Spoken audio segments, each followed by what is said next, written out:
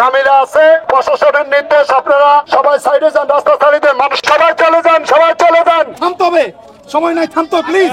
আমরা কিসের শেষ করবে? আমার অর্ডার মানতে আমি আজকে থামতে বলছে। জাতীয় পার্টির কেন্দ্রীয় কার্যালয়ের সামনে উপজেলা দিবসকে ঘিরে একটি র্যালি এবং সমাবেশের কথা ছিল। সেই সমাবেশটি আসলে প্রশাসন বা পুলিশের হস্তক্ষেপে না করে তারা আসলে চলে যাচ্ছেন, এমনটি তাদের অভিযোগ। আমরা দেখছি শেরিফা কাদের বের হয়ে এসেছেন এবং জিএম কাদের তিনি আসলে কেন্দ্রীয় কার্যালয়ের ভেতর থেকে তিনি বের হয়ে আসছেন। অর্থাৎ প্রশাসনের যে আলটিমেটাম, সেই আলটিমেটামের জন্য বলতে তারা আজকে তাদের র্যালিটি না করে তারা বের হয়ে যাচ্ছেন এবং এই র্যালিটিকে ঘিরে আমরা দেখছিলাম ব্যাপক উত্তেজনা বিরাজ করছিল এবং আমরা দেখতে পাচ্ছি জিএম কাদের তিনি বের হয়ে এসেছেন এবং জিএম কাদের বের হয়ে এসে তিনি আসলে তার যে গাড়িটি রয়েছে কালো রঙের, সেই গাড়িটিতে করে তিনি আসলে তড়িঘড়ি করে তিনি আসলে রওনা হয়েছেন এবং তার সঙ্গে দলটির নেতাকর্মীরা তারা আসলে সামনে দিয়ে প্রোটোকল দিয়ে আসলে তাকে নিয়ে যাচ্ছেন।